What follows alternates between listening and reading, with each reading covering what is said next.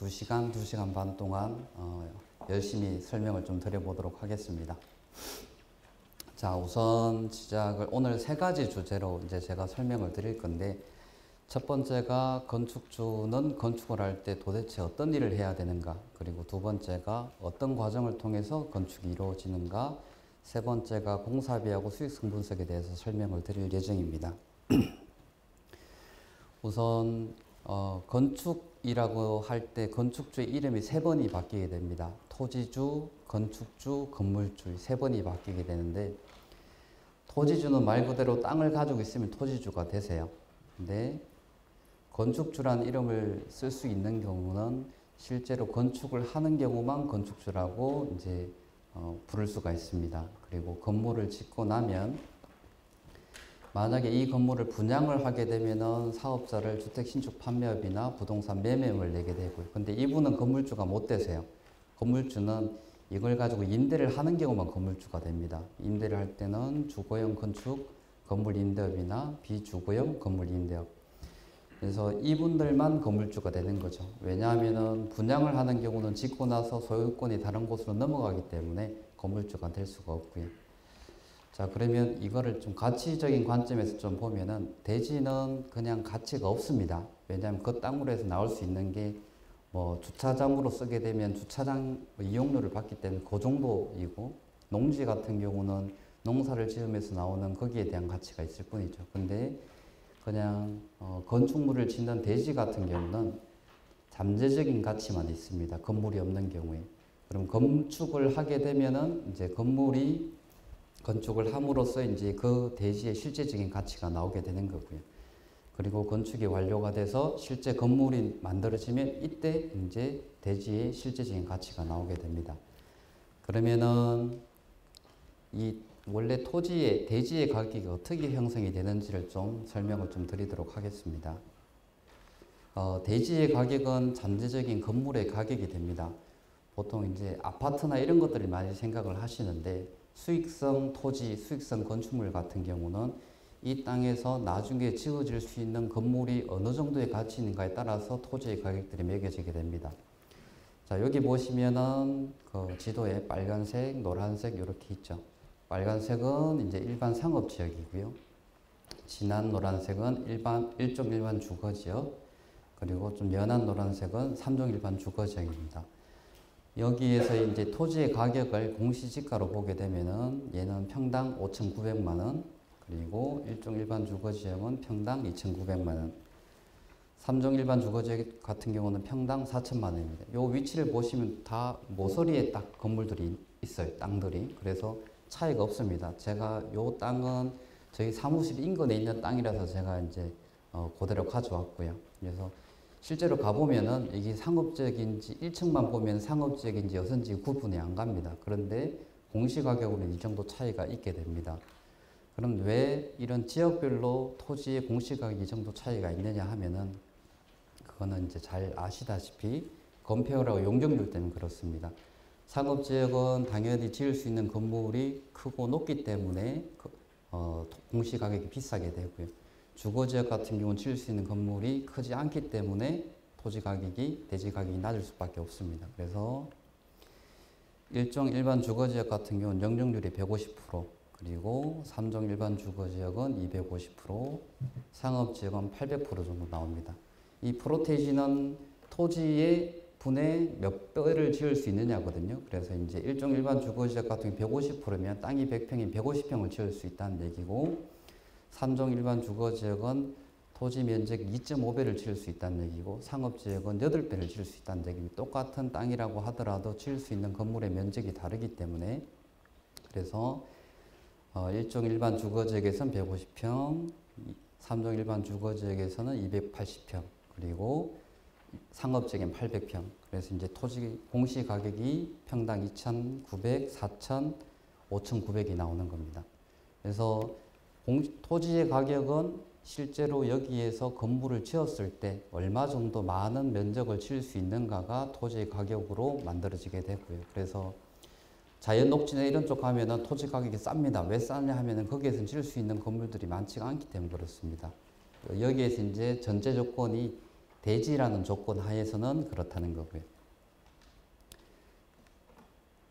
그러면 이제 토지 가격은 알아봤고, 그러면 건물의 가격은 어떻게 만들어지느냐 하면은 건물 가격은 임대 수익으로 건물 가격이 만들어집니다.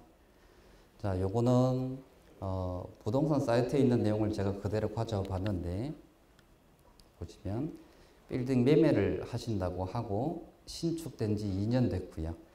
수익성 빌딩이고 50% 대출 시 수익이 8.09%입니다. 근데 대출을 하지 않을 경우에 매매가가 지금 44억인데 수익률이 지금 5.57%. 이 얘기가 뭐냐 하면은 이 건물을 사고 파는 데 있어 가지고 중요한 변수가 수익률이 얼마이냐가 이제 이 건물의 가격을 매기는 중요한 변수가 됩니다. 자, 그럼 수익률이 어떻게 매겨지는가 하면은 건물을 짓고 낳게 되면 거기에 이제 임대를 하게 되는데 월 임대료 곱하기 12 한 거에 매매가와 보전금을 뺀 게 이제 수익률이 됩니다. 그래서 내가 돈을 얼마를 투자를 해서 얼마를 수익을 넣느냐가 이제 수익률이 됩니다. 이 건물에 지금 44억에 내가 그 건물을 사면 한 달에 1,800만 원 정도를 수익을 넣는다. 그게 이제 수익률이 되는 거고요. 자, 그런데 여기에서 이제 대출을 하게 되면 수익률이 8%까지 올라가게 되는데 그때는 어떻게 이제 수익률을 따지는가 하면 월 수익 곱하기 12 하는 건 똑같고요. 거기에다가 대출했을 때 이자를 빼고 매매가에 보증금 빼고 대출금을 뺀 게 이제 수익률이 됩니다. 아까는 5%였다가 왜 8%까지 올라갔느냐 하면은 요즘 금리가 너무 낮기 때문에 그런 겁니다. 그래서 이런 경우는 건물을 수익률을 극대화하기 위해서는 내가 대출을 많이 받으면 많이 받을수록 수익률이 올라가는 거고요. 근데 만약에 이제 시중금리가 많이 올라갔다. 그렇게 되면 이제 역전 현상이 생길 수도 있습니다. 자, 그럼 매매가는 어떻게 만들어지느냐 하면은 월 임대료 곱하기 12 한 거에 수익률을 나누고 그리고 보증금을 더한 게 이제 매매가가 됩니다. 여기서 이제 주의 깊게 보셔야 될 게 이 매매가를 산정하는 데 있어 가지고 다른 변수가 들어가는 게 아니고 월 임대료가 들어간다고 하는 게 이제 중요한 팩트가 됩니다. 그래서 매매가는 내가 이 땅을 얼마를 주고 샀는지 그리고 여기에 건축비가 얼마를 들이는지는 전혀 중요하지가 않습니다. 그냥 어떻게 보면 건축을 한 건축주가 이거를 시장에 내놓은 거예요. 건물 자체를. 그래서 시장에 내놨는데 이 건물이 수익률이 좋으면은 살 사람들이 많아지는 거고요. 수익률이 떨어지면 살 사람이 없어지는 겁니다. 지금 건축을 한다고 생각을 하지 마시고 만약에 내가 건물을 산다고 생각을 하시면 건물이 한 채가 있는데 지금 은행 이자가 한 2% 정도밖에 안 됩니다. 근데 내가 건물을 사면 월 수익률이 한 5% 정도 나온다. 그러면 이거는 내가 은행에 돈을 넣어놓는 것보다 훨씬 수익률이 높은 거거든요. 그래서 건물을 사시는 분들은 그런 생각으로 건물을 사세요. 그래서 여기 이제 변수가 하나 있는 게 내가 이 건물을 사서 토지가나 아니면 건물 가격이 더 올라갈 거냐 이런 거 팩트는 빼고 순수하게 현재 시점으로 보면 내가 이 건물을 샀을 때 은행 수익보다 더 많은 이익을 얼마나 올릴 수 있는가가 이제 건물을 사시는지 안 사는지 판단이 되는 겁니다. 그래서 보통 건물을 사시는 분들은 은퇴를 하거나 하시는 분들 안전적으로 노후를 대비하기 위해서 임대 수익을 얻기 위해서 많이 사시게 되거든요. 자, 그런데 여기서 이제 하나 더 중요한 부분이 매매가는 절대 토지가가 얼마인지 건축비가 얼마인지가 중요한 게 아니다라고 하는 게 중요한 거고요. 그래서 매매가는 뭐하고 연동이 되느냐 하면 임대 수익하고 연동이 됩니다. 그래서 내가 건물을 지어서 이 건물에서 임대 수익이 높게 만들 수 있으면 이 건물을 매도가를 높게 만들 수 있다는 거고요. 그러면은 기본적으로 건물 가격을 임대 수익이 적어도 내가 산 토지 가격하고 들어간 건축비보다 높아야지만이 이게 사업을 할 수 있는 겁니다. 그냥 토지가하고 건축비를 했는데도 돈을 들였는데도 불구하고 임대 수익이 그만큼 나오지 않는다라고 하게 되면 건축이라는 행위를 하시면 안 되는 거고요. 그래서 이제 건축주가 만드는 가치가 뭐가 있는가 하면은 건물을 짓고 나서 내가 매도할 수 있는 금액에서 빼기 토지비하고 내가 들어간 원가, 토지비하고 원가를 건축비를 뺀 만큼이 건축주가 만드는 가치입니다. 맨 처음에 땅에서는 아무 가치도 없는 것을 건물을 짓고 나서 그 건물의 가치에서 내가 들어간 원가를 뺀 것이 실제로 건축주가 건축이라는 행위를 통해서 얻을 수 있는 가치가 되고요.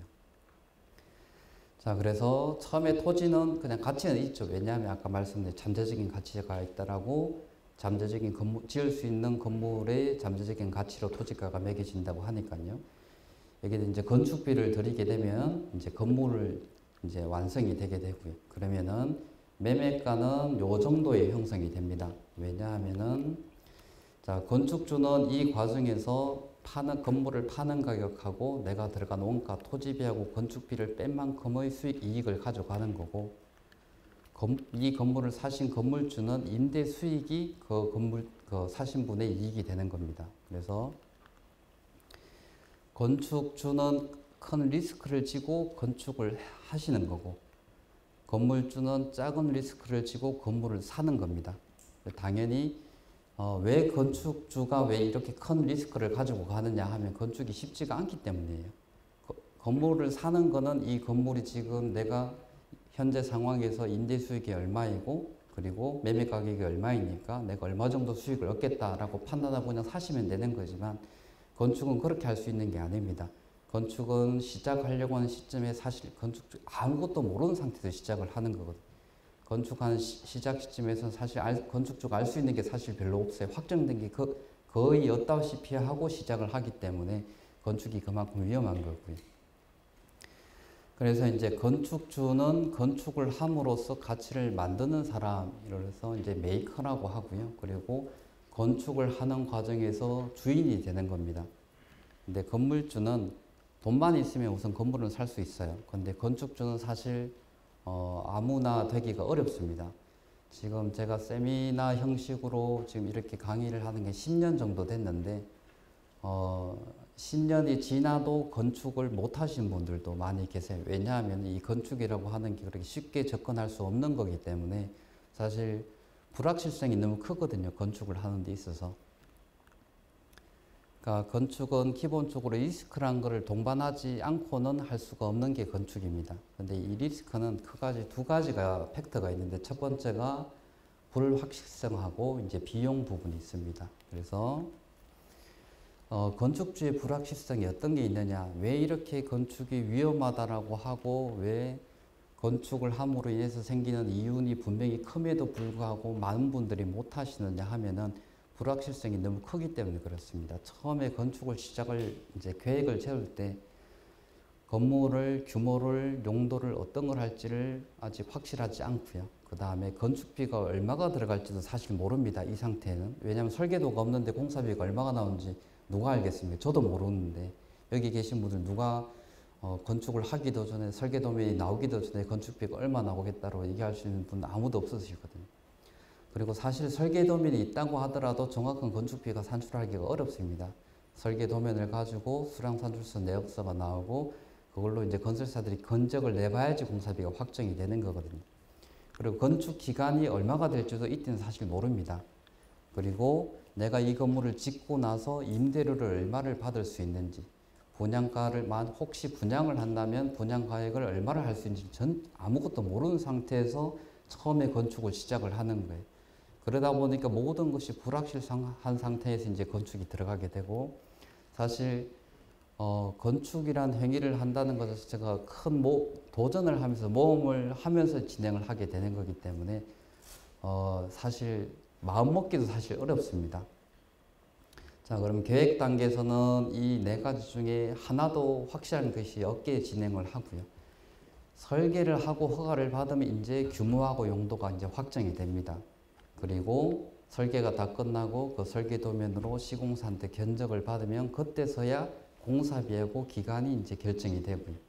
건물을 다 짓고 나야지 그때 임대료하고 분양이 되면 분양가액이 이제 확정이 됩니다. 그러면은 계획 단계에서는 결정된 게 하나도 없는 상태에서 예상만 하고 진행을 하는 거고요.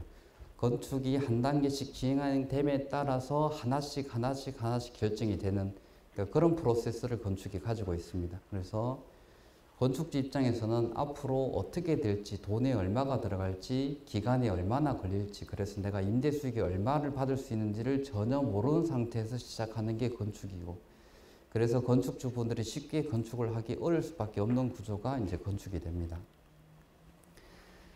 근데 이제 이 불확실성은 하나씩 하나씩 해 나가면서 이제 하나씩 불확실성이 이제 확실성으로 이제 바뀌어 가게 되는 거죠. 자, 그러면은 이제 비용 부분에서 좀 보도록 하겠습니다. 사실 계획을 세우는 단계에서 돈은 들어가는 게 전혀 없어요. 거의 뭐 혹시 가설계를 받는다고 하게 되면 뭐 한 50만 원 정도, 한 100만 원 정도 내고 하는 게 이제 전체 비용에 다죠. 이제 설계 단계에서는 전체 건축비의 한 3, 4% 정도가 들어가게 되고요. 그럼 시공 단계에서 건축비의 한 96에서 97%가 들어갑니다.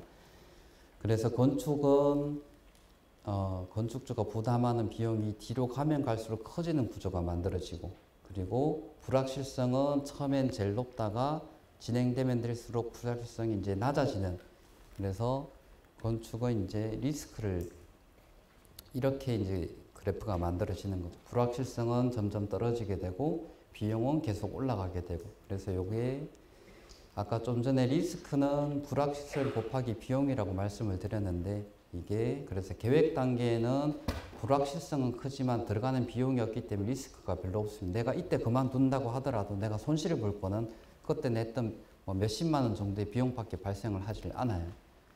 근데 설계 단계부터 이제 비용이 들어가게 되고요. 그러니까 계획 단계에서는 거의 들어가는 비용이 없다가 설계 단계에서 이제 설계비, 그 다음에 채권도 내야 되고 뭐 여러 가지 비용들이 발생합니다. 자, 그러면 공사 단계로 넘어가게 이제 어마어마한 비용들이 들어가게 되고요. 불확실성은 줄어들었다라고 하더라도 들어가는 비용이 너무 크기 때문에 리스크가 같이 올라가게 되는 겁니다.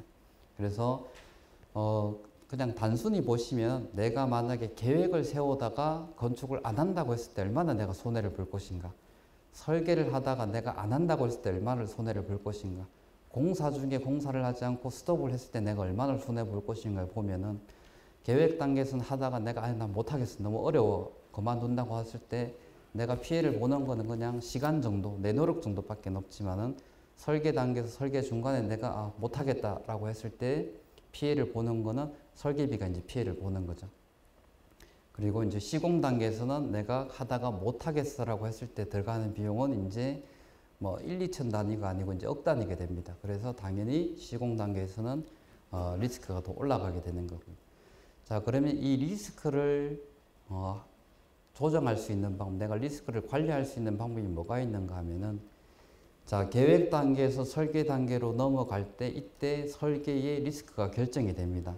그래서 계획을 잘 하면 할수록 설계에서의 리스크 높이가 결정이 되고, 시공의 리스크는 설계에 따라서 시공의 리스크가 결정이 됩니다. 제가 간혹 예를 들 때 건축은 탑을 쌓는 과정이라고 말씀을 드리는데, 사실 밑단부터 넓게 탑을 쌓아가야지 안정하게 만들 수 있거든요. 계획 단계가 탄탄하게 만들어지지 않으면 그 위에 설계를, 어떤 설계를 올린다고 하더라도 이 지금 탑은 무너질 수밖에 없게 되는 거고요. 그래서 설계를 잘하기 위해서는 계획을 잘 세워야지 설계가 잘 되는 거고, 시공을 잘하기 위해서는 설계가 잘 돼야지 시공이 잘 되는 겁니다. 간혹 가다가 이제 어떤 예가 있는가 하면은, 사실 이제 처음에 계획을 세울 때 내가 이 건물을 주택으로 하고 싶다라고 이제 설계를 시작했어요. 설계를 하다가 갑자기 여기 주택이 안 될 것 같아, 상가로 좀 바꾸고 싶어. 그러면 어떻게 해야 되는가 하면 설계자한테 기존 설계비 준 건 다 주고 새롭게 설계를 해야 됩니다. 그만큼 또 비용이 들어가는 거고요. 차라리 그때면 다행인데 공사하고 있는 와중에 나 주택이 안 될 것 같고 상가로 오고 싶어. 그러면은 기존 건물, 극단적으로 말씀드려 그럴 일은 없겠지만 건물을 허물고 설계 다시 해서 지으셔야 되거든요. 자, 그래서 계획에서 설계로 넘어가는 거는 계획을 얼마나 잘 세웠는가에 따라서 리스크의 높이가 결정이 되고, 그 리스크 높이를 얼마나 관리를 잘 하는가가 이제 그 다음 문제입니다. 그리고 시공의 리스크는 설계를 얼마나 잘 했는가에 따라서 시공의 리스크가 높이가 결정이 되고, 그 다음은 이걸 얼마나 관리를 잘 해 나가느냐가 이제 두 번째 문제인 거예요. 그래서 요약을 하게 되면은 이전 단계를 내가 얼마나 잘했는가가 첫 번째, 두 번째가 그 준비를 한 것을 얼마나 잘 관리를 하는가가 두 번째입니다. 이것을 얼마나 잘 하는가에 따라서 건축의 성패가 결정된다라고 보시면 됩니다. 그래서 이제 건축의 리스크가 불확실성하고 투입 비용인데, 그러면 이 리스크를 줄이기 위해서 할 수 있는 방법은 불확실성을 줄이는 거 하나, 투입 비용을 줄이는 거 하나, 이 두 가지를 잘 하시게 되면 리스크 자체를 낮출 수가 있습니다.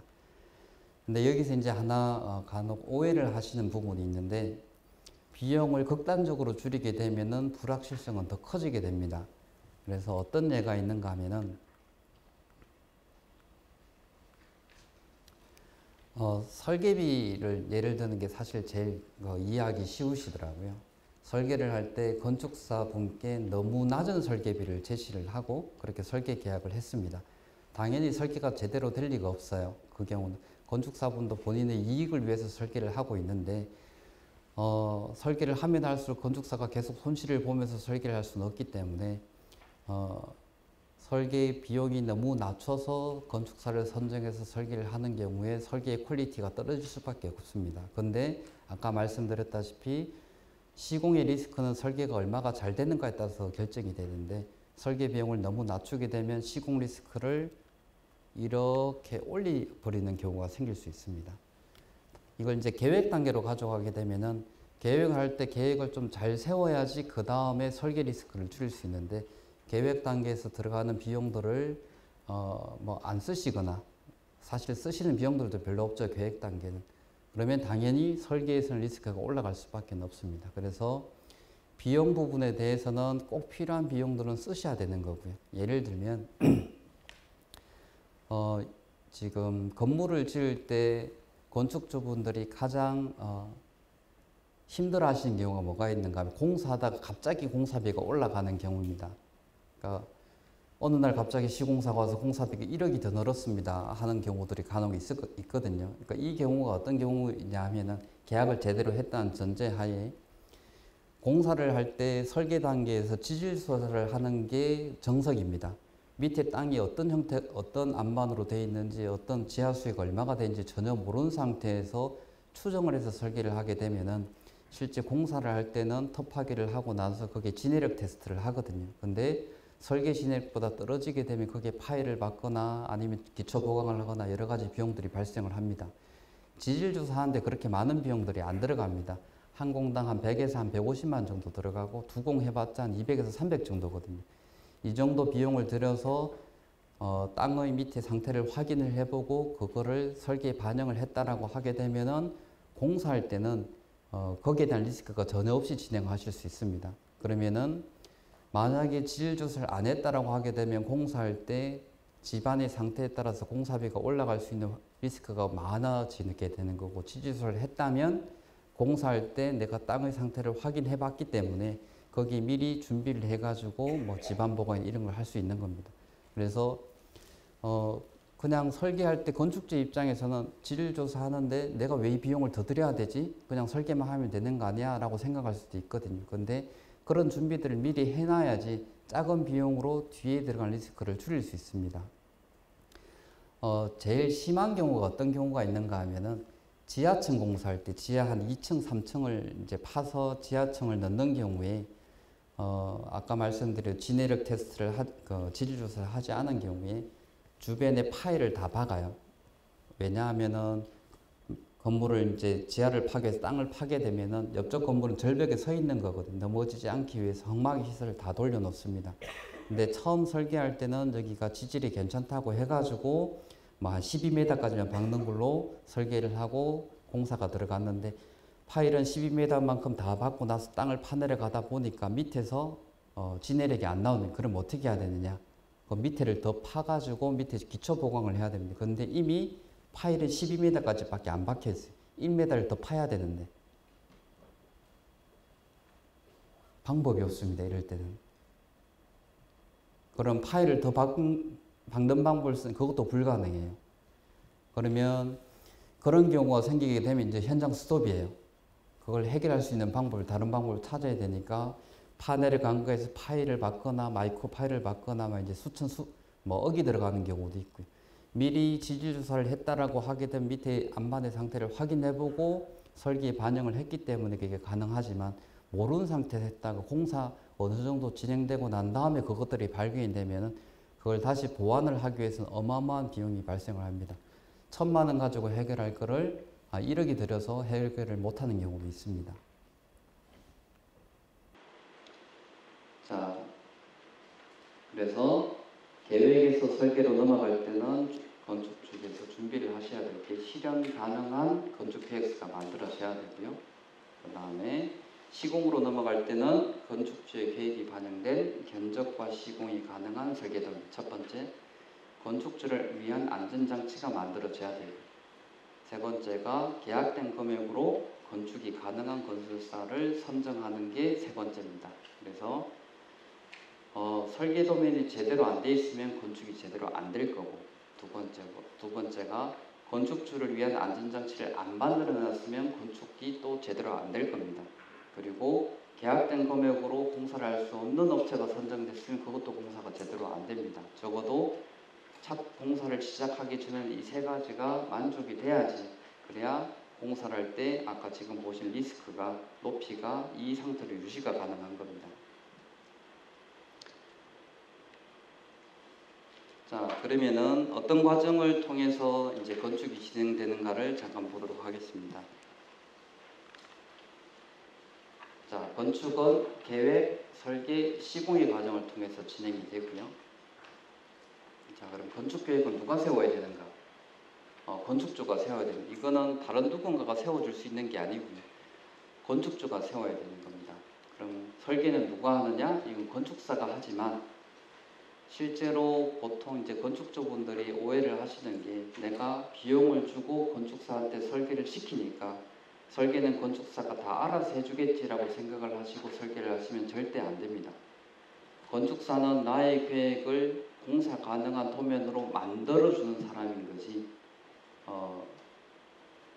건축주의 계획을 그냥 알아서 해주는 사람은 아니거든요. 내가 어떤 계획이 있는지를 알려줘야지 건축사도 설계를 할 수가 있습니다. 그래서 보통 건축 신고를 하거나 허가를 받아야 되는 건물은 거의 100% 건축사가 설계를 해야 되고요. 그럼 시공은 누가 하느냐 하면은 건설사가 하게 되는데 60평을 초과하는 건축물 또는 단독주택을 제외한 주택은 다 건설사가 해야 됩니다. 예전에는 직영공사가 가능했어요. 그래서 상가 같은 경우는 150평 미만 같은 경우는 건축주가 직영으로도 공사가 가능했지만 이제 법이 바뀌어서 무조건 건설사가 공사를 해야 됩니다. 그래서 이제 여기서 행정적인 처리 부분에서 어떤 차이가 있는가 하면은 공사를 한다고 착공신고를 할 때 건축주와 건설사의 계약서가 들어가지 않으면 착공신고 자체를 받을 수가 없습니다.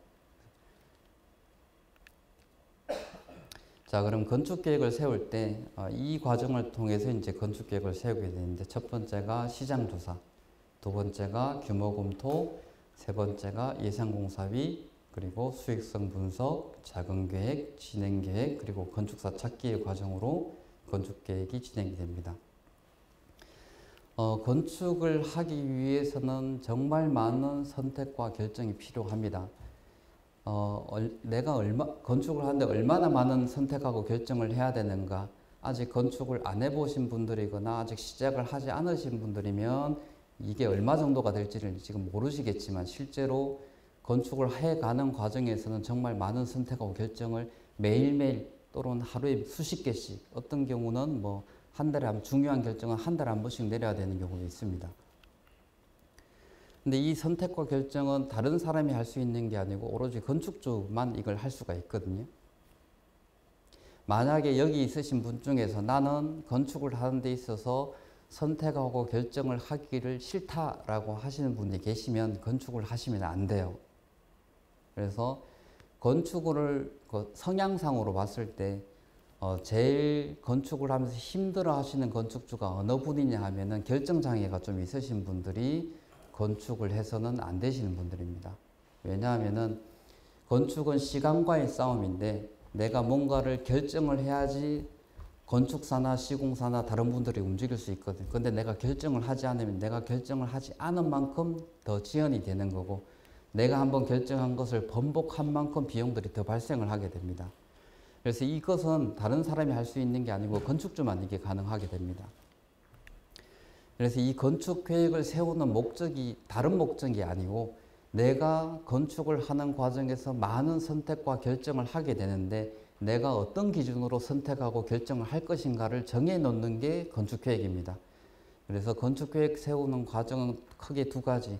건축의 목적을 결정하는 거하고 그리고 결정의 우선순위를 잡는 게 이게 두 가지입니다. 건물의 형태, 디자인 이게 중요한 게 아니고 내가 왜 이 건물을 지으려고 하는가, 내가 이거를 수익성 건물로 건물을 짓는가 아니면 나의 개인적인 만족으로 건물을 지으려고 하는가, 그리고 결정이 그러니까 만약에 내가 수익성 건물을 짓는다라고 하게 되면 보통 이제 상가 주택을 많이 지으시죠. 1층에 상가, 2층에 다가구 한 두세대, 3층에 다가구 두세대, 4층에 건축주 본인이 산 주택 이런 것들도 많이 지으시는데, 자 만약에 여기에서 내가 임대 수익을 위한 건물이라고 하게 되면은 상가 임대 수익을 포커스로 둘 거냐 2층 3층의 주택을 임대 수익을 포커스를 둘 거냐에 따라서 건물의 설계가 완전 바뀝니다. 그러면은 시작하기 전에 뭘 결정을 해야 돼요? 1층 상가를 나는 여기 수익의 포커스로 잡겠다, 아니면은 2층 주택을 내가 수익의 포커스로 잡겠다고 결정이 돼 있어야지 단계가 진행될 수 있습니다. 이것도 없이 진행을 하시다가는 설계할 때 1층도 해봤다가 2층도 해봤다가 막 이제 혼란의 시간을 겪게 되는 거예요. 그래서 제가 설계를 제일 오랫동안 하시는 분들은 2년까지 하시는 걸 봤어요. 보통 설계할 때 짧으면 3개월, 길면 한 6개월 정도 걸리시는데 설계하는데 2년 정도가 걸리시더라고요. 왜 2년 정도 걸리는가 보면 1층 상가, 2층 다가구, 3층 내가 주인이 사는 걸로 처음 시작을 했다가 여기 내가 사는 건 아닌 것 같아 라고 해서 주택으로 다시 임대주택으로 생각했다가 1층에 여기 내가 건물을 놨을 때 임대가 될 건지 아닌지 나 모르겠어. 다시 1층도 주택으로 또 해봤다가 2층에 다가구를 2가구로 해봤다가 3가구로 해도 어떤 게 할지 모르겠어. 계속 설계하는 과정에서 계속 번복을 하시는 생각을, 오늘 생각 다르고 내일 생각 다르고 그 다음날 생각 다르고. 그런데 이 과정을 거치면서 건축주가 그냥 머릿속으로만 상상을 하면 관계없는데 이거를 궁금하니까 건축사께 설계도면을 다시 만들어 달라고 해야 되잖아요. 그럼 건축사분은 몇 번은 그렇게 버티다가 이게 몇 달 지나고 나면 이제 퍼지세요. 해봤자 다음 주 되면 또 다른 거 해달라고 할 건데. 그래서 건축사분들이 설계가 지연되는 이유가 건축주가 계속 번복되는 것들을 하게 되면은 건축사분도 이제 지치셔서 기다립니다. 그냥 마음이 확정될 때까지 건축주. 근데 이게 설계 과정에서는 괜찮아요. 왜냐하면 건축주가 들어간 돈이 그렇게 크지 않습니다. 전체 사업비에서 아까도 말씀드렸다시피 설계비들은 3, 4%밖에 안 되기 때문에 설계 다 해놓고 공사 들어가지는 정말 아니다 싶으면 다시 하셔도 돼요. 3, 4%이기 때문에. 근데 공사하다가 바꾸는 거는 이건 3, 4%의 문제가 아니거든요. 그래서 건축계획을 세우는 과정은 건축주가 선택하고 결정을 빠른 시간 내에 잘 하기 위해서 세우는 과정이 건축계획이라고 생각을 하셔야 됩니다. 그래서 내가 상가하고 주택이 있다면 두 개 중에 뭐가 내가 포커스냐, 어떤 걸 내가 중점을 둘 거냐. 왜 제가 이 말씀을 드리는가 하면은 상가주택 같은 경우는 상가가 임대료의 주인지 주택이 임대료의 주인지에 따라서 코어 위치나 배치가 180도 다릅니다. 그래서 설계를 할 때도 건축사에게 나는 여기가 상가 임대료가 정말 중요하기 때문에 주택의 코어나 평면이나 향이 조금 잘못된다고 하더라도 1층에 좀 주안점을 두어주세요 라고 얘기를 하셔야 되거든요. 1층의 상가도 임대가 잘 되고 면적도 높고 2층의 주택도 향도 좋고 면적도 좋고 이런 건 없습니다. 우리나라 땅에서 그런 땅들은 없어요.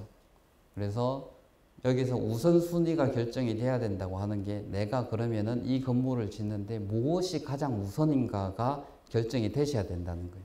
근데 이게 결정이 안 되고 설계를 시작하게 되면은 이거는 건축주가 건축사를 죽이는 길입니다.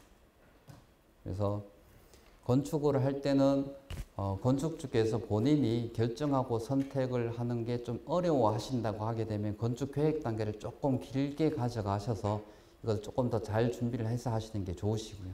근데 나는 그거에 대해서 이제 잘한다 라고 하시게 되면 건축 계획 단계 좀 줄어도 관계없습니다.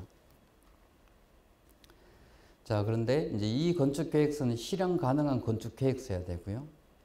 이 건축 계획에 따라서 설계 리스크 높이가 결정이 됩니다. 자, 만약 수익성 건물이라고 하면은 이거를 이제 건축 계획을 어떻게 만들어야 되는가 하면 첫 번째 시장 조사해야 되겠죠. 여기에서 건물을 지을 때 어떤 정도의 건물이 임대가 잘 되는지. 예를 들어서 여기는 다 주택이 임대가 잘 되는 지역인데 상가를 내가 여기다 놓고 싶다. 그러면 당연히 임대가 안 되겠죠. 그런데 역발상으로 여기 다 다세대 주택이에요. 그래서 여기 있으신 분들은 편의점 한번 가려고 하게 되면 차 한 100m, 200m씩 걸어가야 돼. 그럼 여기에도 1층에 상가를 넣어서 편의점을 넣을 수도 있겠죠. 이제 이건 생각의 전환인 거고, 내가 여기다 건물을 때 어떤 정도로 지을 건지, 그래서 면적을 얼마 정도 할 건지, 그래서 여기서 주변에서 임대료는 얼마 정도 되는지에 대해서 시장 조사 정도는 하고 시작을 하셔야 됩니다. 만약 내가 땅을 사기 전이라고 하게 되면은 내가 살 땅에 가셔가지고 적어도 몇 시간은 걸어 다니셔야 돼요. 반경 한 100m 정도는 쭉 다 걸어 다니시고, 가급적이면 아침, 점심, 저녁 한번 다 돌아. 특히 상가를 생각을 하신다고 하게 되면 여기 주변에 얼마 정도 인구들이 왔다 갔다 하는지, 교통편은 어떤지 이런 것들 알아보셔야 됩니다.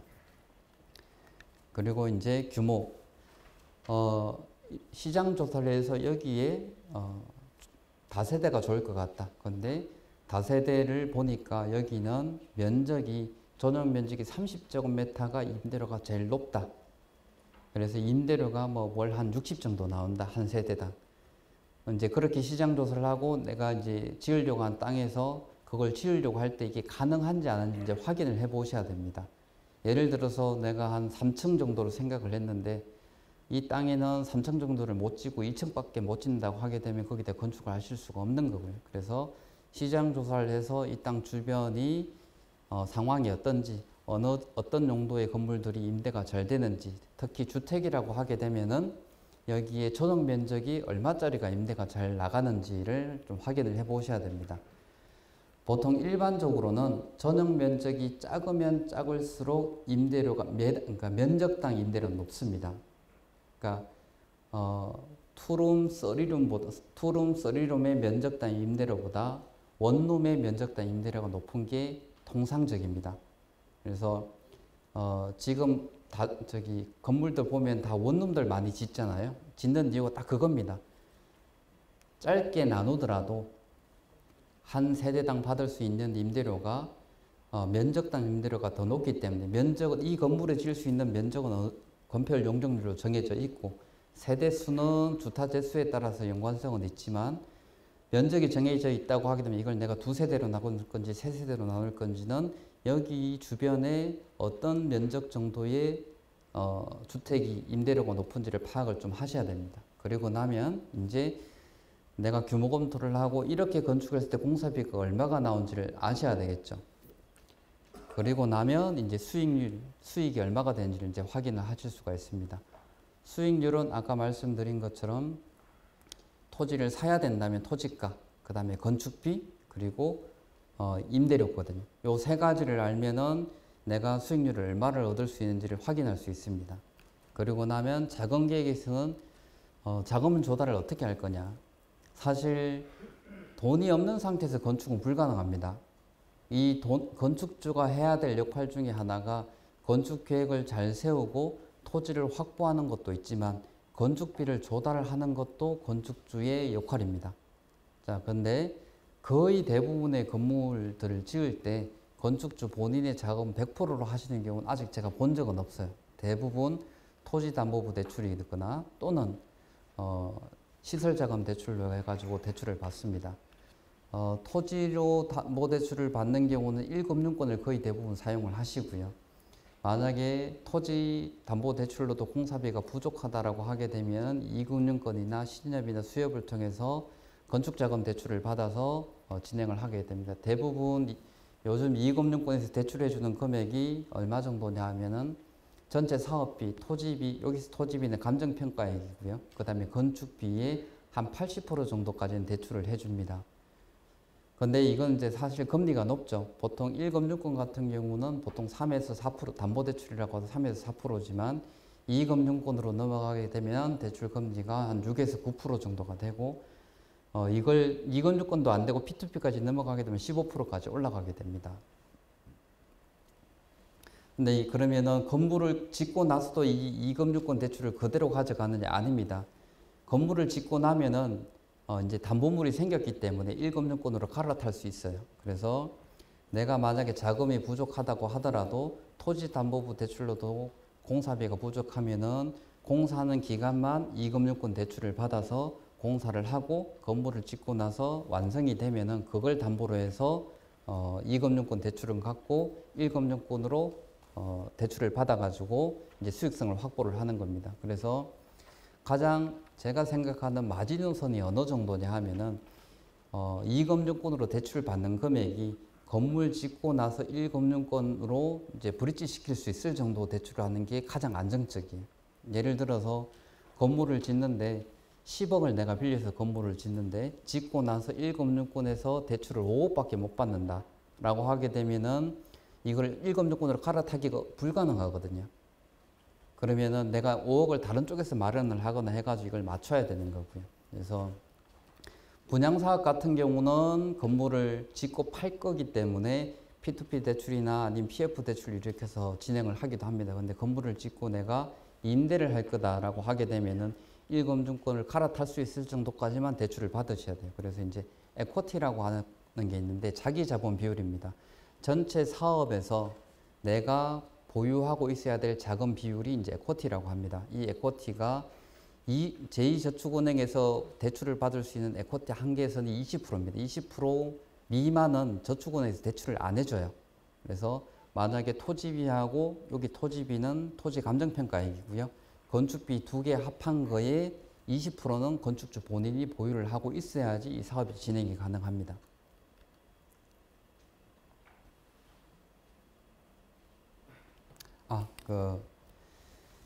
분양 얘기가 잠깐 나와서 분양을 시행을 하는 경우하고 건물을 지어서 임대를 하는 경우하고 건물을 바라보는 관점이 완전히 좀 많이 다릅니다.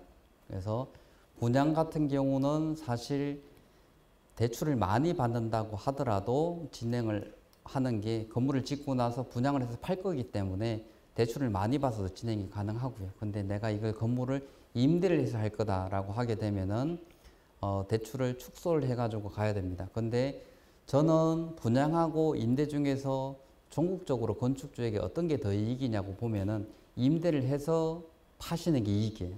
그러니까 건물을 짓고 임대를 놓기 전에 파는 것하고 건물을 짓고 임대를 채워서 건물 가격을 올린 다음에 파는 거하고는 가격 차이가 많습니다.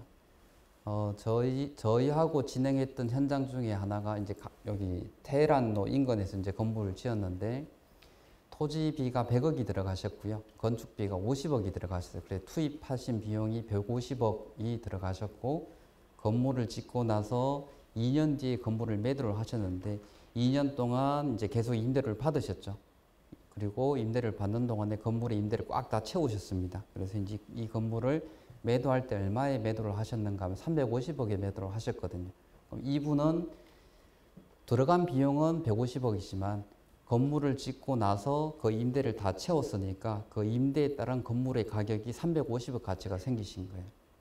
그러니까 그분은 건축을 함으로써 건축주로서의 가질 수 있는 이익은 최대한 다 가지시고 매도를 하신 거죠. 그래서 건축을 하려고 하신다고 하면은 권장 드리고 싶은 게 토지가 있으시든 아니면 새로 사시든 간에 건물을 짓고 내가 임대까지 다 채우고 그리고 나서 건물 가격을 맥스로 만든 다음에 이걸 판다라고 그러면 이제 주기가 지금 건축하는 기간을 1년 정도 보고 그리고 임대를 꽉 채우는 기간을 1년 정도 보고 하게 되면 한 2년 정도 스케줄이거든요. 그래서 시작부터 끝까지를 2에서 3년 정도로 보셔서 건물을 임대를 맥스로 채우고 내가 팔고 나오면은 임대를 하는 기간 동안도 수익을 얻으실 수 있는 거고 건물의 가치를 최대한해서 매도를 하실 수 있기 때문에 거기서 또 건축에 대한 수익도 얻을 수가 있습니다. 자, 그리고 진행계 언제 설계를 하고 언제 건축을 해서 언제 임대나 분양을 할 것인가도 사실 중요합니다. 요게 제일 중요한 지역들이 어디 지역이냐 하면은 택지개발 지역들이에요. 왜 택지개발 지역들이 중요하냐 하면은 대부분 택지개발 지역들에서 건축을 하는 거는 상가주택을 많이 지으시거든요. 자, 그러면은 1층의 상가가 언제 임대가 되냐 생각을 해보시면은 허허벌판인데 1층이 임대가 되지는 않습니다. 식당이 들어오든 부동산 중개사무소가 들어오든 뭐가 들어오려고 하게 되면 아파트가 있어야 돼요. 아파트 입주가 돼야지 1층에 커피숍이든 뭐든 들어올 수 있습니다. 아무것도 없는데 건물만 지어놓은 사람도 없는데 거기 누가 임대를 들어오겠어요. 그래서 택지개발지구 같은 경우는 준공 시기를 아파트 입주민들이 입주하는 시기에 맞춰서 아니면 그거보다 한두 달 앞에 준공을 하는 걸 딱 맞춥니다. 그래서 그럼 내가 언제 시작을 해야 되냐, 그때부터 역산을 해서 시작한 시기를 잡습니다.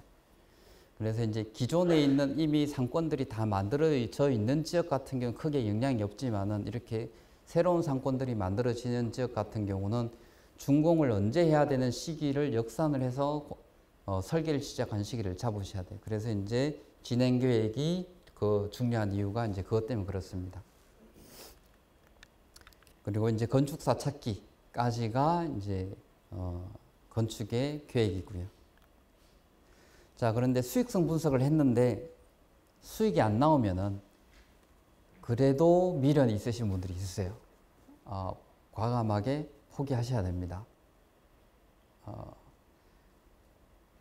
수익이 나오지 않음에도 불구하고 진행하시는 분들을 저도 봅니다. 그래서 이건 수익이 좀 안 나오는 건물이기 때문에 지금 말고 좀 뒤에 하시는 게 어떠신가요? 라고 여쭤보면은 그런데 본인은 이제 이거에 대한 이제 희망하고 이런 게 부풀어 있으시니까 그래도 이제 강행을 하시는 경우들이 있으세요. 근데 제가 건축을 하고 나서 건축주분들이 언제 제일 스트레스를 받는가를 보면은 설계를 할 때도 아니고 시공사하고 계약을 할 때도 아니고 공사를 할 때도 아니에요.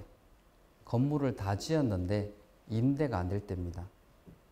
왜냐하면은 건물 같은 경우는 자, 공사비가 아까 설계에서 2, 3%가 들어가고 그 다음에 공사하는 과정에 96, 97%가 들어간다고 했잖아요. 그럼 돈이 제일 언제 많이 들어갔느냐 하면은 건물을 딱 지었을 때가 내가 돈이 제일 많이 들어갔어요. 근데 임대가 안 돼. 아니면 분양이 안 돼. 그러면 어떻게 돼? 나는 돈을 이만큼 썼는데 들어오는 게 하나도 없는 상태. 만약에 설계 단계에서 중단을 한 건 아무 문제도 아니고 하지만 공사를 하다가 공사가 조금 연기가 된다고 하더라도 피해가 그렇게 안 봅니다. 왜냐하면 들어갔던 비용들이 그때까지는 그렇게 크지 않기 때문에. 근데 준공을 하고 나서 이미 돈은 다 나갔어요. 근데 임대가 안 되면은 그때는 건물에 대한 관리비나 이런 것들을 건축주 본인이 내야 되거든요. 임대가 들어올 때까지.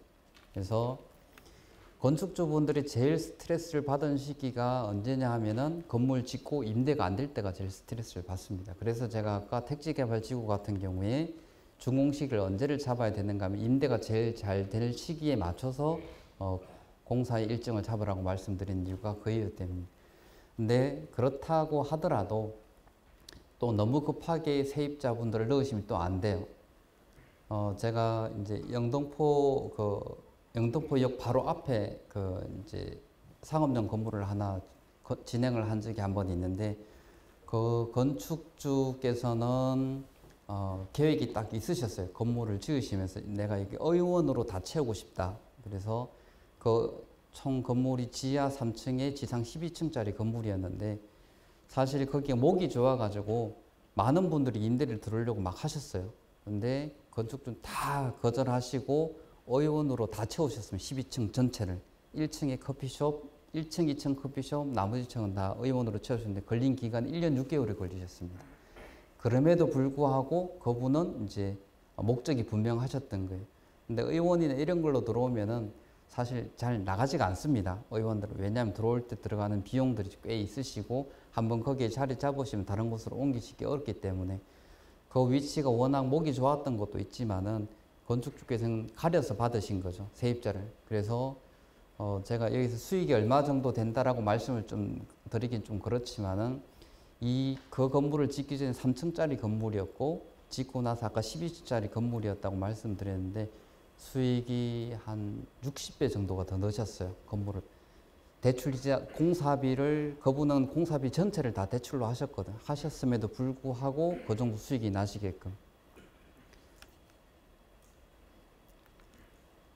자, 건축의 리스크가 이제 불확실성 곱하기 투입 비용이라고 말씀드렸고, 리스크는 각 단계가 지나가면서 더 올라간다라고 말씀을 드렸습니다.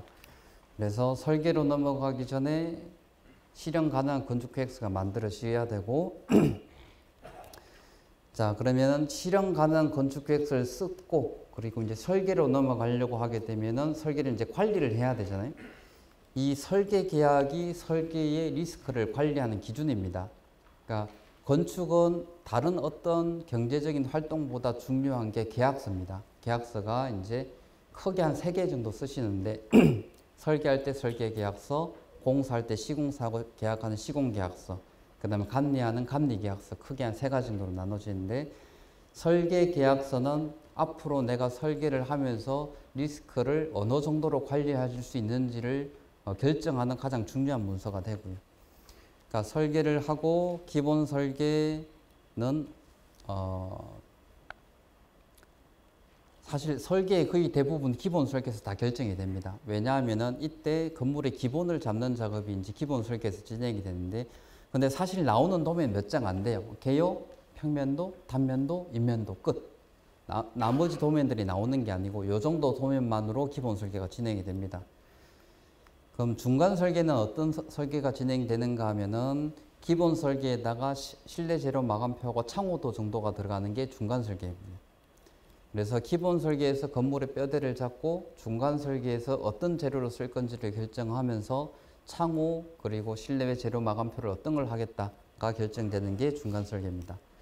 심의 허가는 당연히 이제 건축을 하기 위해서는 지자체의 심의나 허가를 받아야 되고, 그리고 중간 설계에서다가 이제 구조, 기계, 전기가 이제 포함된 설계가 이제 심의 허가에 들어가고요. 실시 설계는 견적과 시공에 필요한 설계 도면을 만드는 게 이제 실시 설계입니다. 그래서 허가 도면에다가 상세도와 수량 산출서, 내역서까지 포함된 게 실시 설계입니다.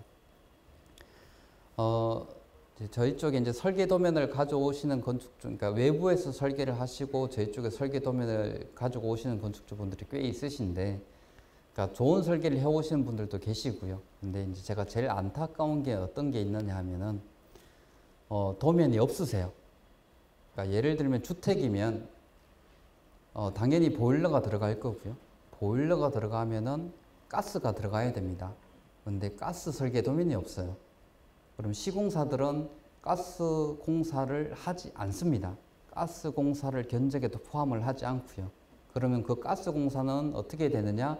공사하는 과정에서 건설사가 이거는 도면이 없으니까 더 달라고 하게 되거든요.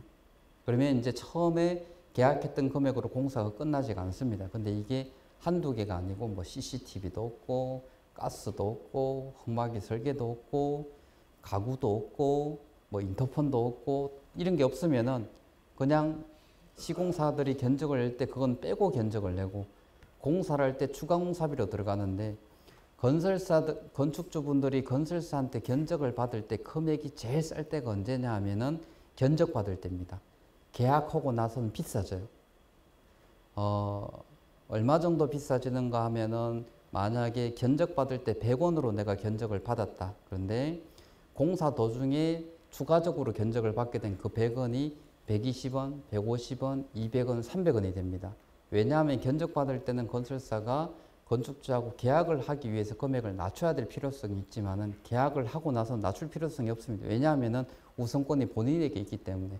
그러면 설계 도면이 그러니까 없는 상태에서 견적을 받는 거하고 잘 만들어서 빠진 거 없이 설계 도면을 만들었을 때 견적을 받는 거하고, 당연히 빠진 것이 있는 상태로 견적을 받게 되면 공사비가 낮겠죠.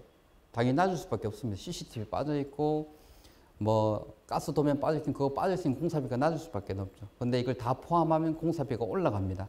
그런데 실제로 공사할 때를 보면은 이미 CCTV나 가스나 이런 것들이 포함되어 있다면 공사할 때 바뀌지가 않겠죠. 그대로 계약된 대로 그대로 가겠죠. 근데 이게 도면이 없어서 추가적인 공사다라고 하게 되면 그때는 공사비가 20%, 30%, 40% 이제 올라가는 겁니다. 대부분 건축을 할 때 처음에 건축 시작할 때 공사비 한 10% 정도 더 생각해라라고 하는 이유가 그 이유 때문에 그렇습니다. 다른 이유로 그렇게 되는 게 아니고요. 처음에 시공사한테 견적 받을 때 도면들이 다 없는 상태로 시공사한테 견적받고 계약을 받았기 때문에 누락된 것들이 공사할 때 올라오게 됩니다. 그 올라온 것들 때문에 공사비가 10%, 20% 올라간다고 하는데 제가 제일 심한 거 본 거는 계약은 8억에 했는데 공사 끝날 때 16억 된 현장도 제가 봤어요. 그런데 실제로 빠져 있는 그렇게 많이 안 빠져 있었어요. 그럼에도 불구하고 왜 2배가 올라갔느냐 하면은 자, 처음에 건축주는 시공사한테 도면 주고 견적 받을 때 다 포함해서 해주세요. 저는 그냥 신경 쓰기 싫고 더 공사비 더 들어가는 거 없습니다라고 계약을 하거든요. 그런데 건설사는 다 포함할 수가 없잖아요. 도면이 없으니까. 그러면 건설사하고 건축자 그렇게 계약을 하고 나가지고 이제 시작을 하고 나면은 건설사가 이거 빠져 있습니다라고 돈 더 주셔야 됩니다라고 하면 건축주 내가 이걸 왜 줘? 다 포함되어 있는 거 아니야? 이제 거기서 신경전을 하시는 거예요. 그럼 기간이 늘어나요. 기간이 늘어나면 건설사는 그 기간이 늘어난 만큼 또 피해가 발생하기 때문에 다시 금액으로 올라태웁니다. 이것들이 계속 반복되면서 원래 6개월 만에 끝날 공사가 1년 6개월이 걸리고 공사비가 2배가 들어가는 거예요.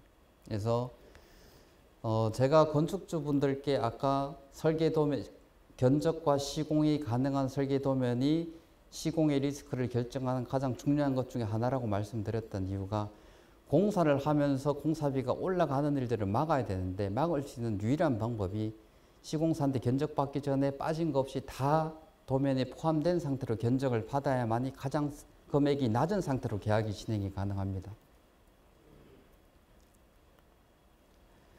자, 그리고 견적 준비 단계에서는 좋은 건설사를 찾기 위한 준비로 보증 조건이나 공사비 지급 방법, 그리고 견적 조건 요것들이 이제 견적 준비에서 준비를 해야 되고요.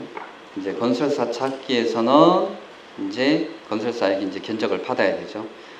자, 그러면 설계 계약서에서 아까 리스크를 관리를 한다고 말씀을 드렸는데 그럼 어떤 리스크를 관리를 하느냐 하면은 사실 돈입니다. 돈.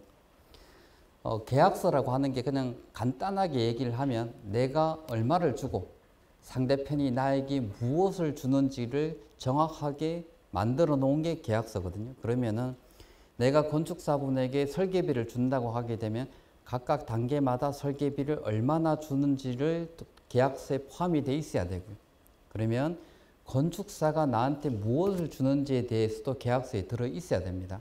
근데 사실 이제 설계 계약서를 쓰면서 설계 도서 목록까지 포함된 설계 계약서를 제가 본 적이 별로 없어요. 거의 대부분 그냥 앞쪽에 건축주가 설계비를 얼마 준다만 들어있고 건축사에게 어떤 설계 도면을 받는다는 없습니다. 왜냐하면은 사실 건축주께서 이걸 잘 모르시기 때문에 그래요. 내가 이 건물을 지으면서 어떤 설계 도면이 필요한지를 모르니까 건축사에게 요구를 못하는 거고 건축사도 굳이 건축주가 요구를 하지 않는데 그거를 계약서에 넣어놓을 필요가 없거든요. 그래서 설계비는 이제 지급 시기를 한꺼번에 많이 주셔도 안 되고요. 실제로 단계별로 나눠서 좀 주셔야 됩니다. 그래서 보통 한 5단계가 있는데 계약할 때, 그 다음에 중간 설계 완료했을 때, 그 다음에 허가 받았을 때, 그리고 실시 설계 완료했을 때, 그리고 준공할 때 이렇게 5번으로 시기를 나누셔서 지급하는 걸로 계약을 해 놓으시면 혹시 하다가 문제가 있을 때 계약을 파기한다고 하더라도 건축주께서 받으시는 피해가 최소화가 되고 사실 건축사도 그렇습니다.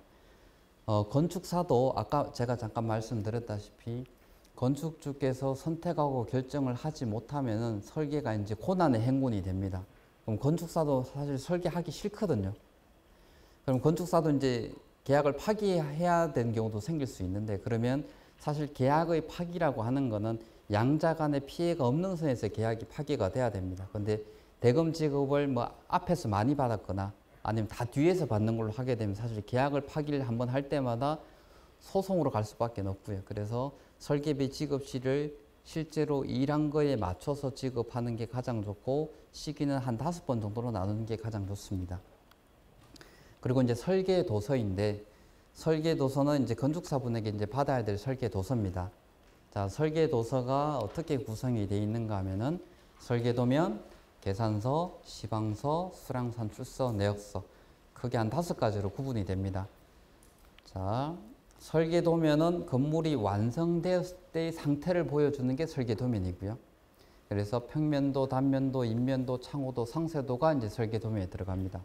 그럼 계산서는 뭐냐 하면은 어떤 기준과 계산에 따라서 설계를 했는가. 예를 들면 구조계산서 같은 경우는 여기에 도면에 기둥이 있는데 이 기둥 안에 당연히 철근도 있을 거고 그 다음에 기둥의 크기가 있을 거예요. 그런데 이 철근의 굵기하고 간격하고 개수를 어떤 기준으로 했는가가 있어야 되잖아요. 그냥 막 철근을 여기는 10개 정도면 되겠어라고 하고 설계를 할 수는 없습니다. 그 철근의 굵기하고 강도하고 개수가 왜 이렇게 나오는지를 계산한 게 이제 구조 계산서고요. 설비 용량 계산서는 여기에 전등이 몇 개가 있으니까 이 전등의 용량을 커버하기 위해서 전선의 굵기, 만약에 뭐 펌프가 있으면 물을 뽑아 올리기 위해서 펌프의 용량 이런 계산기들이 이제 설계도서에 포함이 됩니다. 시방서는 이 건물을 어떻게 짓느냐. 창호, 여기 이제 유리창 많죠. 요 창호를 할 때, 창호 공사를 할 때 어떤 방법으로 공사를 할 거냐가 돼 있는 게 이제 시방서는 시공 방법 서류예요. 그냥 시방서는. 그 다음에 수량산출서는 이 건물에 어떤 자재가 얼마나 들어가는지를 위치별, 부재별로 수량을 계산해 놓은 게 수량산출서고, 내역서는 수량산출서를 기본으로 해서 공사비를 산출할 수 있는 서류가 이제 내역서입니다. 자, 이 중에 설계도면만 보면 설계도면은 크게 다시 건축, 구조, 기계, 전기, 소방, 통신, 소방, 토목, 뭐 통신도 있는데 그거는 이제 양이 크지 않아 제가 뺐습니다. 그래서 한 6개 정도로 있고요. 건축 설계도면은 형태하고 외관을 보여주는 게 건축 설계도면이고, 사람으로 치면은 건육하고 피부예요. 구조 설계도면은 기둥, 보, 슬라브, 벽 이걸 표현하는 게 이제 구조 설계도면이고, 사람으로 치면 뼈입니다.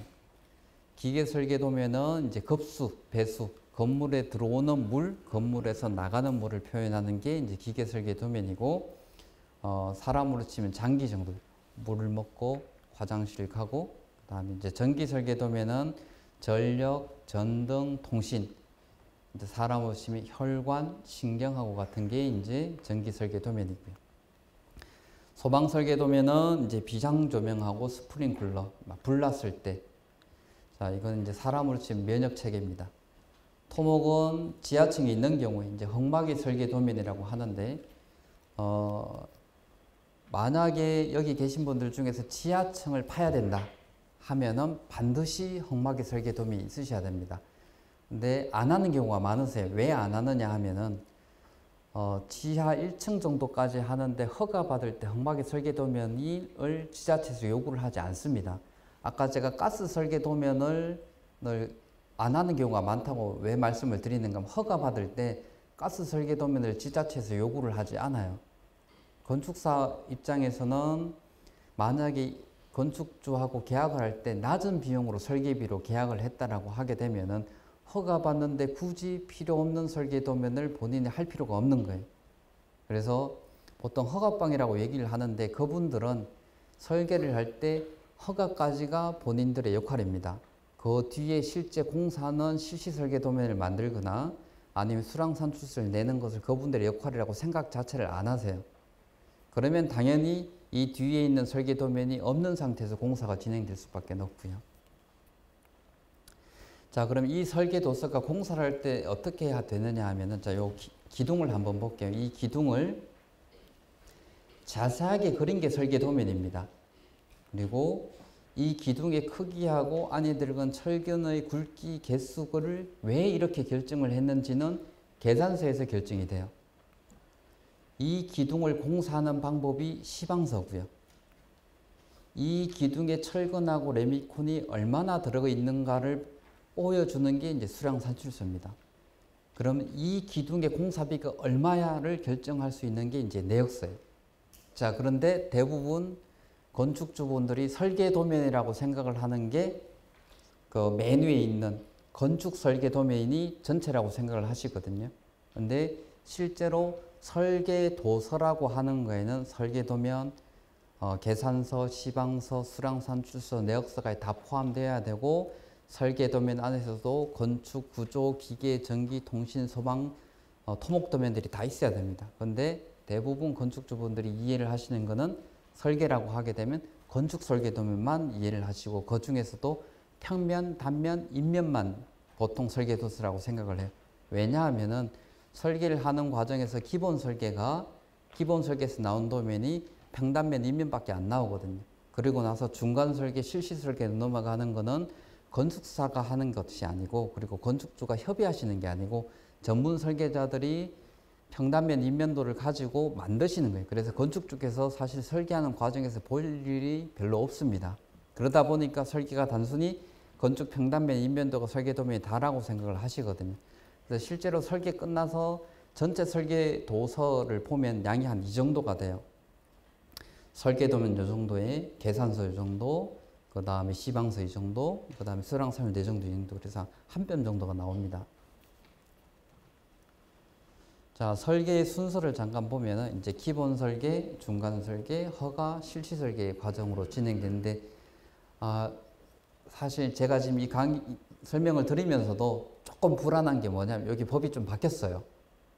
법이 어떻게 바뀌었는가 하면은 지금은 건축 허가를 받을 때 그래도 최소한의 설계 도면을 가지고 허가를 받게끔 돼 있는데 법이 이제 어떻게 바뀌었는가 하면 건축 허가를 받을 때 건축의 평단, 인면도 정도만 허가를 받고 공사를 착공할 때 그 나머지 도서들을 제출하는 형태로 지금 바꾼다라고 하더라고요.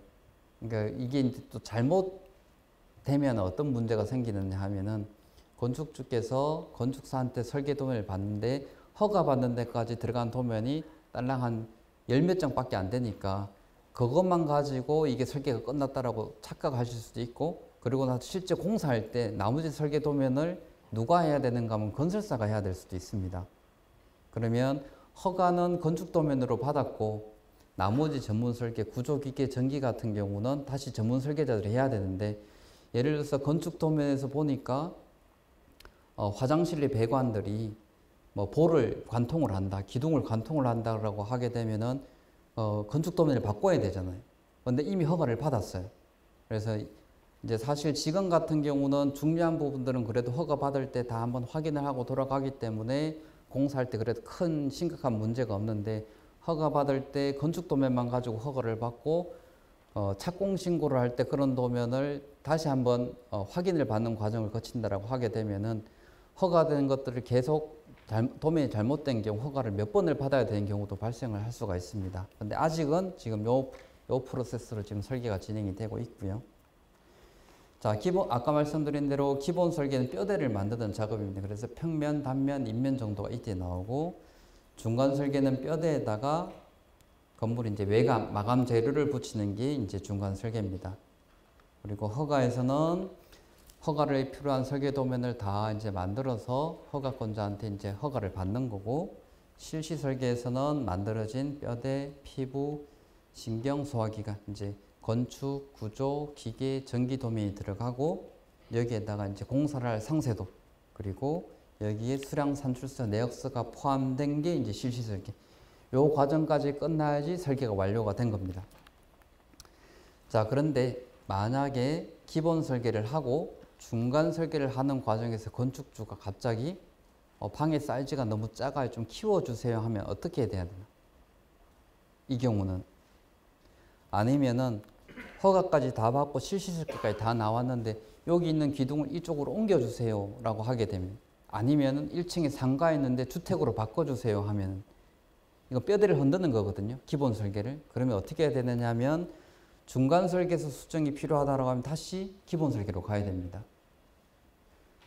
실시 설계에서 내가 바꿔야 되겠다고 하게 되면은 다시 기본 설계로 가야 돼요. 그래서 설계 과정이 처음 기본 설계를 할 때 모든 설계 도면이 풀세트가 만들어지지 않고 단계별로 만들어진 이유가 건축주분들이 마음을 자꾸 바꿔서 그래요.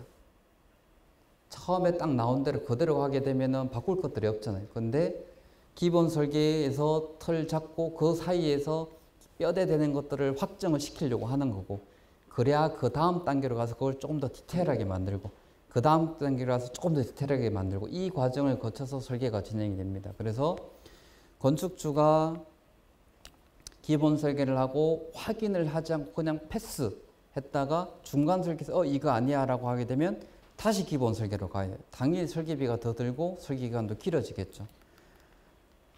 만약에 중간 설계를 했는데 건축자가 확인을 하지 않았다. 근데 바꿔야 될 게 생겼다. 다시 앞으로 가야 됩니다. 그래서 건축자가 확인이 반드시 필요한 시기가 언제냐 하면은 기본 설계 끝나고 나서 건축자가 반드시 확인을 하셔야 되고 그 다음에 중간 설계 끝나고 나서도 반드시 확인을 하셔야 돼요. 건축사분이 알아서 해주겠지. 당연히 건축에 대한 전문가니까 나보다 더 잘 알 거야.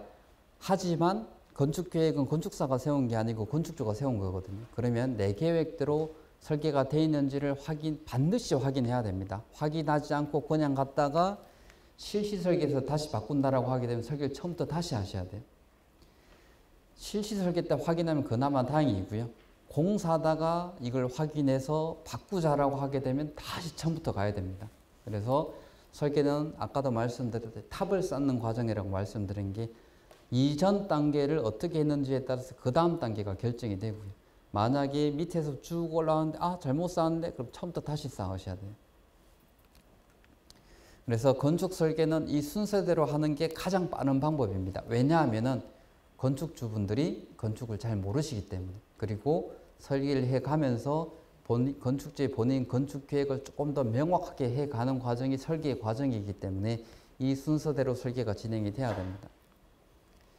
그래서 건축주가 건축의 목적과 결정의 우선순위가 없는 경우에 다시 말씀드리면 건축계획이 제대로 세워지지 않은 상태에서 설계가 진행되는 경우는 이제 혼돈의 시간들, 정말 긴 시간들이 여기서 발생을 하게 되고 계획은 건축주 혼자만 고민을 하시면 되지만 설계하는 과정에서는 건축사까지 같이 이제 고생을 시키시는 거예요.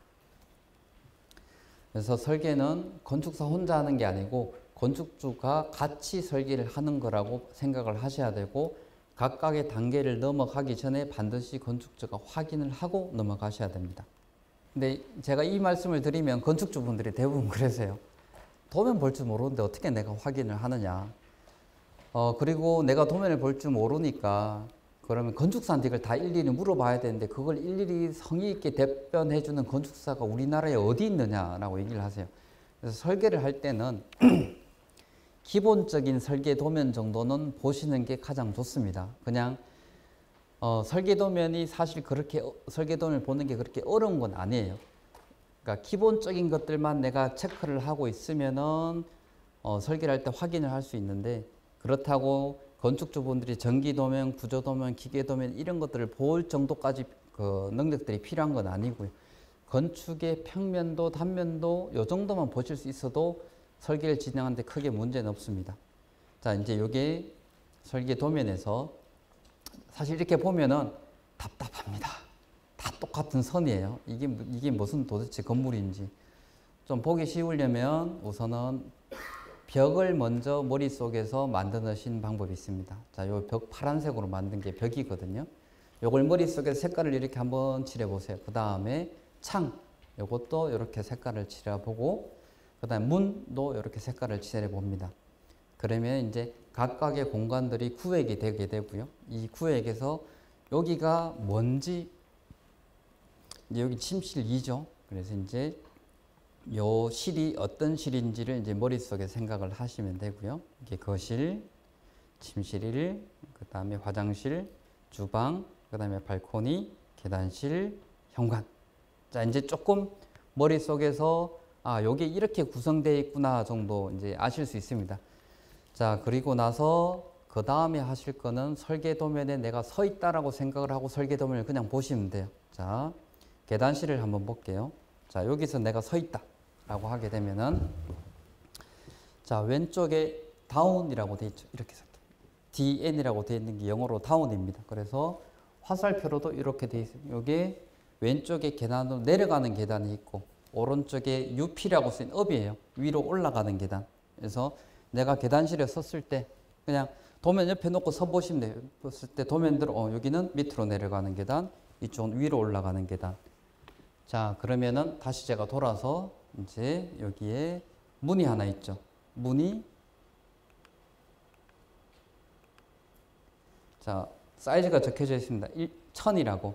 건축 도면에는 밀리미터 단위를 사용을 합니다. 그냥 뒤에 쉼표 뒤에 있는 걸 다 빼고 그냥 이게 1m라고 보시면 됩니다. 자, 여기에서 문이 어떻게 열리느냐 하면은 그려진 대로 이렇게 열리는 거고요. 자, 그래서 제가 현관 안으로 들어가 봤어요. 자, 들어가면은 앞에 뭐가 있느냐 하면은 F2 소 뭐 이렇게 꺼놨어요. 그죠? 이게 도대체 뭐지? 그러면 도면의 밑에를 보시면은 어떻게 되어 있는가 하면 친절하게 설명을 해놨습니다. 소는 소화기, 그 다음에 F2는 신발장이고 폭이 1300, 1.3m짜리 신발장이 있다. 자, 그러면 다시 우측에 뭐가 있죠? 이제 문이 있습니다. 문이 어떻게 포켓도어, 이건 쭉 밀면 열리는 도어고, 자, 이제 문을 열고 안으로 들어왔어요. 그러면 저 앞쪽에 뭐가 있느냐 하면은 창호가 있죠. 창이 어떻게 생겼습니까? 두 개가 있죠. 그죠? 이게 이중창이에요. 자, 왼쪽에, 오른쪽에 이제 소파가 있고, 왼쪽에 TV가 있습니다. 그리고 에어컨도 있고.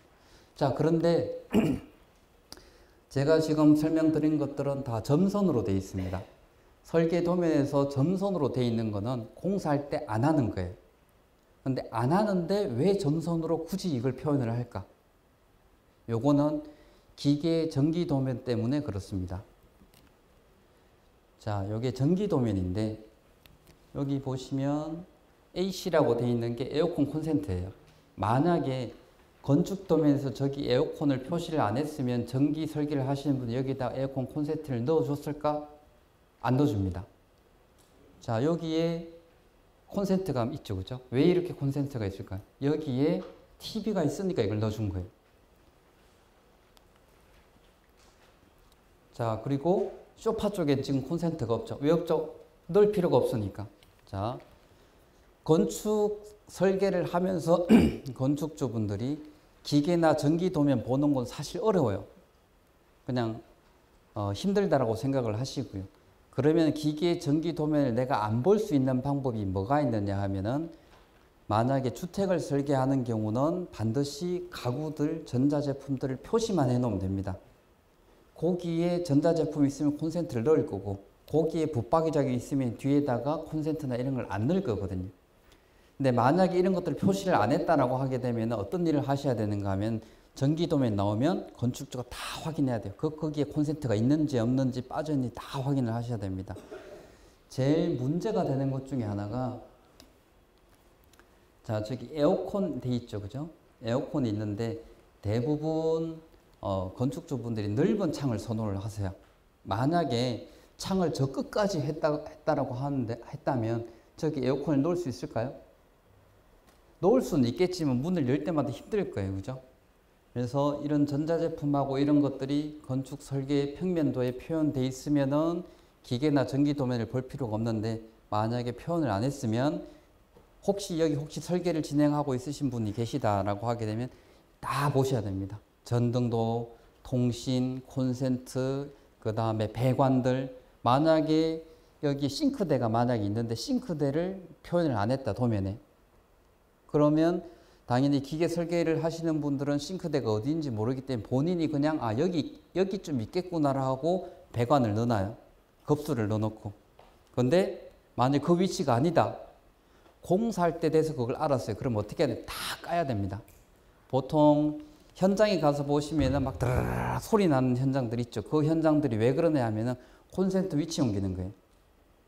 그리고 붙박이장을 넣으려고 하는데 창이 막혀 있거나 아니면 모자라거나 이럴 때 까고 조적으로 벽 쌓고 이런 일들이 전기 설계 도면을 전기하고 기계 도면을 가구 배치하지 않고 했기 때문에 이런 일들이 생깁니다. 그래서 상가는 좀 예외예요. 상가 같은 경우는 대부분 다 임대를 하기 때문에, 그리고 가구들이 상가 들어갈 때는 보통 인테리어를 새로 하시고 오시고 하기 때문에 전기하고 이런 것들이 크게 중요하진 않습니다만은, 만약에 주택이다, 그리고 내가 임대를 하거나 내가 직접 살 집이다라고 하게 되면 건축평면도에 꼭 가구하고 전자제품은 꼭 배치를 하셔야 됩니다. 이게 건축주의 시간을 아끼는 길이고 스트레스를 줄이는 길이기도 하고 공사할 때 비용을 아끼는 길이기도 합니다. 그 현장에서 그 전선 하나 옮기려고 하게 된 벽을 다 브레카로 다 까야 되거든요. 그 비용 많이 들어요. 만약에 내가 화장실 변기 하나 옮기려고 하더라도 그냥 옮길 수 있는 게 아니고 그 코아 다 뚫어서 다 해야 되거든. 근데 처음 설계할 때 가구하고 이런 것들 미리 배치를 해놨다고 하면 그런 일들이 없습니다. 상가 같은 경우는 만약에 여기다 이제 임대용 상가를 놓는다라고 하면 그냥 어디 귀퉁이에다가 급소하고 배수관 하나만 만들어 놓으면 돼요. 왜냐하면 임대 들어오시면 어디에다 그걸 쓰실지 모르기 때문에 그냥 귀퉁이 하나 놓으시면 되는데, 주택 같은 경우는 그렇지 않습니다. 내가 임대를 준다고 하더라도 여기 어떤 가구를 넣을지 좋을지, 그 다음에 어떤 전자제품을 넣을 건지 생각을 하고 배치를 해 놓으셔야 돼요. 만약에 내가 살 집이다 라고 하시면 건축사분한테 뭘 주셔야 되는가 하면은 집에 있는 가구하고 전자제품 중에서 내가 가지고 갈 것들 리스트는 주셔야 돼요. 왜 이게 필요하냐 하면은 집에 사용하고 있는 만약에 냉장고가 뭐 폭이 좀 넓은 거다, 그러면 새로 이사하는 곳에서 그게 맞아 들어가야 되잖아요. 아니면 내가 전자제품을 사서 들어간다고 하게 되면 내가 살 전자제품의 사이즈를 알려주셔야 됩니다. 그래서 어떤 경우도 있는가 하면은 그 발코니에 세탁기하고 요즘은 다 건조기 다 들어가잖아요. 안 들어간 집도 많아요. 왜냐하면 처음에 설계를 할 때 어느 정도 사이즈가 들어갈 건지를 생각 안 하고 그냥 일반 사이즈로 해놓으면 안 들어가. 요즘은 자꾸 전자제품이 커지다 보니까. 그래서 만약에 여기 오신 분들 중에서 내가 주택을 짓고 싶은데 내가 살 집이다라고 하시면 건축사께 내가 사용할 가구하고 전자제품은 어떤 게 있습니다라고 하고 목록으로 사이즈 다 재셔서 주셔야 됩니다. 그래야지 공사를 할 때, 끝날 때 좀 편안하게 그리고 스트레스 덜 받으시면서 할 수 있습니다. 자, 우선 첫 번째 시간은 여기까지 하고